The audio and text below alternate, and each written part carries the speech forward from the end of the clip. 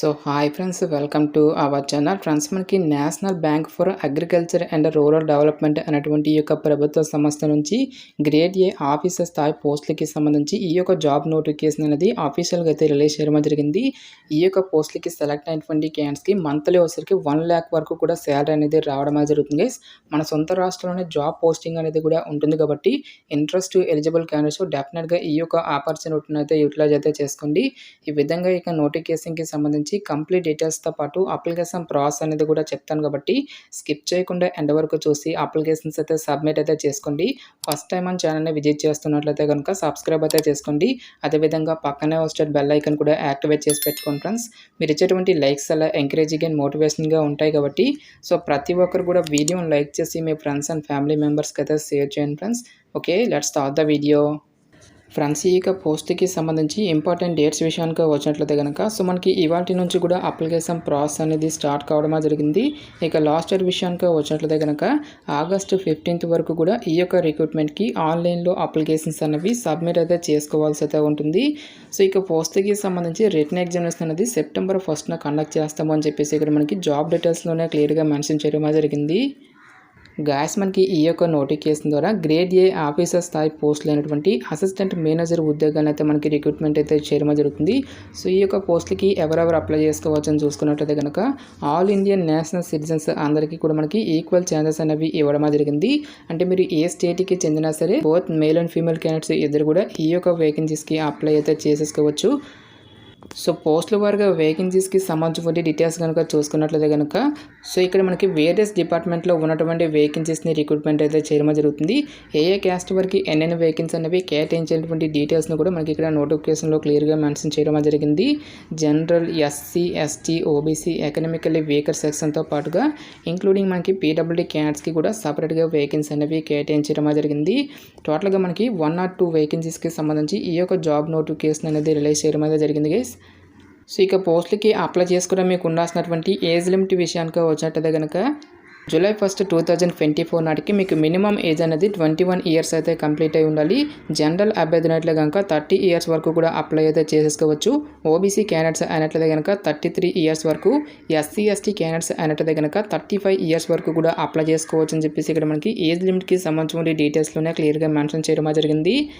Next ఈ యొక్క పోస్ట్కి సంబంధించి అప్లికేషన్ ప్రాసెస్ విషయానికి వచ్చినట్టయితే కనుక ఓన్లీ ఆన్లైన్లోనే అప్లై చేసుకోవాల్సి అయితే ఉంటుంది. అప్లికేషన్ ఫీజుకి సంబంధించిన డీటెయిల్స్ కనుక చూసుకున్నట్లయితే కనుక SC, ST, PWD క్యాండిడేట్స్ అయినట్లయితే కనుక ఓన్లీ 150 rupees అనేది పే చేయాల్సి అయితే ఉంటుంది. SC, ST, PWD క్యాండిడేట్స్ కాకుండా రిమైనింగ్ కేటగిరీకి చెందినటువంటి క్యాండిడేట్స్ ఎవరైతే ఉంటారో ఈ యొక్క క్యాండిడేట్స్ అందరూ కూడా 850 rupees అప్లికేషన్ ఫీజు అనేటువంటి దాన్ని ఆన్లైన్లో పే చేయాల్సి అయితే ఉంటుంది.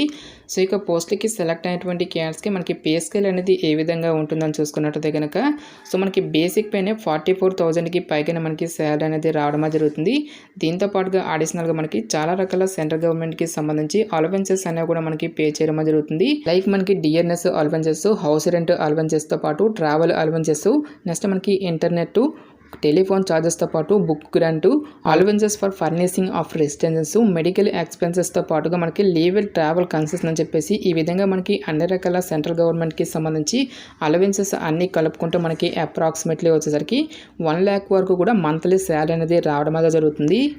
సో ఇక నోటిఫికేషన్ ద్వారా భర్తీ చేసినటువంటి ఈ యొక్క గ్రేడ్ ఏ ఆఫీసర్ స్థాయి పోస్టులకి సంబంధించి అప్లై చేసుకోవడం మీకు ఉండాల్సినటువంటి ఎడ్యుకేషనల్ క్వాలిఫికేషన్ కనుక చూసుకున్నట్లయితే కనుక సో మనకి జనరల్ విభాగంలో ఉన్నటువంటి పోస్టులకు వచ్చేసరికి మినిమం 60% మార్కులతో సో మీరు ఏదైనా ఒక విభాగంలో డిగ్రీ అనేది పాస్ అయితే సరిపోతుంది.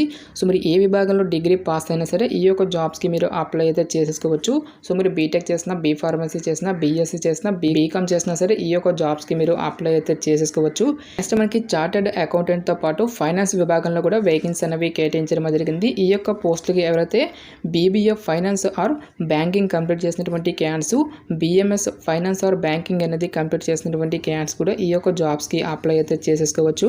నెక్స్ట్ మనకి కంప్యూటర్ ఆర్ ఇన్ఫర్మేషన్ టెక్నాలజీ విభాగంలో ఉన్నటువంటి పోస్టులకు వచ్చేసరికి ఎవరైతే computer science, computer engineering, information technology, electronics or electronics and telecommunication, electronics and communication, electronics and instrumentation, data science or machine learning and artificial intelligence అనేటువంటి ఈ యొక్క విభాగాల్లో ఎవరైతే బీఈ ఆర్ బీటెక్ అనేది కంప్లీట్ చేసినటువంటి క్యాండిడేట్స్ ఉంటారో ఆ యొక్క క్యాండిడేట్స్ కూడా ఈ యొక్క జాబ్స్కి అప్లై అయితే చేసుకోవచ్చు. నెక్స్ట్ మనకి అగ్రికల్చర్తో పాటుగా animal husbandry, fisheries, food processing అనేటువంటి ఈ యొక్క పోస్టులకు వచ్చేసరికి ఎవరైతే సంబంధిత డిపార్ట్మెంట్లో మినిమం 60% మార్కులతో బ్యాచిలర్స్ డిగ్రీ అనేది కంప్లీట్ చేసినటువంటి క్యాండిడేట్స్ ఉంటారో ఆ యొక్క క్యాండిడేట్స్ మాత్రమే ఈ యొక్క జాబ్స్కి అప్లై చేసుకోవాల్సి అయితే ఉంటుంది. నెక్స్ట్ మనకి ఫారెస్ట్రీతో పాటుగా ప్లాంటేషన్ ఆర్ హార్టికల్చర్, జియో ఇన్ఫర్మాటిక్స్తో పాటుగా డెవలప్మెంట్ మేనేజ్మెంట్ అనేటువంటి ఈ యొక్క పోస్టులకి స్టాటిస్టిక్స్ అనేటువంటి ఈ యొక్క విభాగాల్లో ఉన్నటువంటి వేకెన్సీస్కి వచ్చేసరికి డిపార్ట్మెంట్లో ఎవరైతే బ్యాచిలర్స్ డిగ్రీ అనేది కంప్లీట్ చేసినటువంటి క్యాండిడేట్స్ ఉంటారో ఆ యొక్క క్యాండిడేట్స్కి కూడా సపరేట్గా మనకి వేకెన్సీ అనేవి కేటాయించడం జరిగింది. నెక్స్ట్ మనకి సివిల్ ఇంజనీరింగ్తో పాటుగా electrical, environmental engineering or environmental science, human resource management అనేటువంటి ఈ యొక్క విభాగంలో ఉన్నటువంటి పోస్టులకు వచ్చేసరికి సంబంధిత డిపార్ట్మెంట్లో ఎవరైతే బీఈ ఆర్ బీటెక్ అనేది కంప్లీట్ చేసినటువంటి క్యాండిడేట్స్ ఉంటారో ఆ యొక్క క్యాండిడేట్స్ కూడా ఈ యొక్క జాబ్స్కి అప్లై అయితే చేసేసుకోవచ్చు. నెక్స్ట్ ఈ యొక్క పోస్టులకి సంబంధించి సెలక్షన్ ప్రాసెస్ అనేది ఏ విధంగా ఉంటుందని చూసుకున్నట్టయితే కనుక టోటల్గా ఇక్కడ మనకి 3 స్టేజెస్లో ఇక వేకెన్సీస్కి సంబంధించి సెలక్షన్ అనేది కంప్లీట్ అయితే చేయడం జరుగుతుంది. ఫస్ట్ స్టేజ్లో మనకి ప్రిలిమినరీ టెస్ట్ అనేది కండక్ట్ అయితే చేయడం జరుగుతుంది గైస్. సో రిటన్ టెస్ట్కి సంబంధించి డీటెయిల్స్ సిలబస్ కనుక చూసుకున్నట్టయితే కనుక టెస్ట్ ఆఫ్ రీజనింగ్ నుంచి మనకి 20 క్వశ్చన్స్ అనేవి అడగడం జరుగుతుంది, 20 మార్క్స్.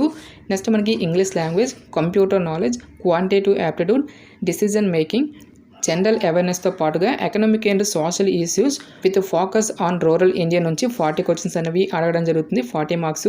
నెక్స్ట్ మనకి agriculture and rural development with emphasis on rural India నుంచి మనకి టోటల్గా 40 క్వశ్చన్స్ అనేవి అడగడం జరుగుతుంది, 40 మార్క్స్.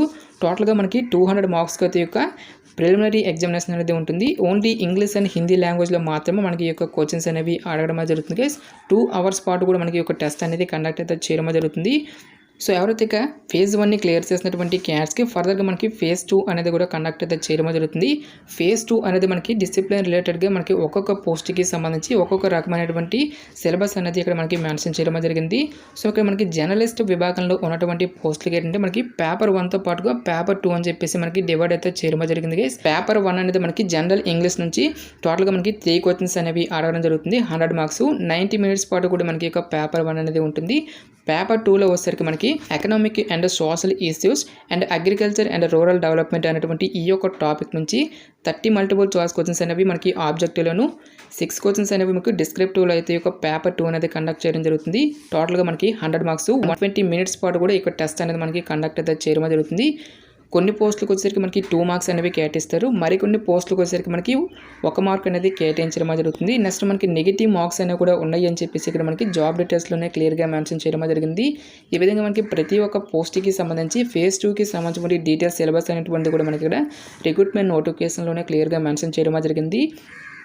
సో ఎవరైతే ఇక ఫేజ్ 2ను కూడా క్లియర్ చేసినటువంటి క్యాండిడేట్స్కి ఫర్దర్గా మనకి సైకోమెట్రిక్ టెస్ట్తో పాటుగా ఇంటర్వ్యూ అనేది నిర్వహించేసి ఈ యొక్క వేకెన్సీస్కి ఎంపిక అయితే చేయడం జరుగుతుంది.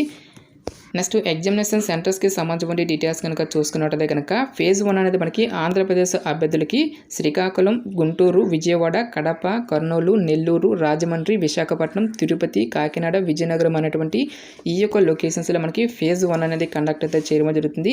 తెలంగాణ అభ్యర్థులకు వచ్చేసరికి హైదరాబాద్, సికింద్రాబాద్, కరీంనగర్, వరంగల్, ఖమ్మం, మహబూబ్ నగర్ అనేటువంటి ఈ యొక్క లొకేషన్స్లో ఫేజ్ 1 అనేది మనకి కండక్ట్ అయితే చేయడం జరుగుతుంది.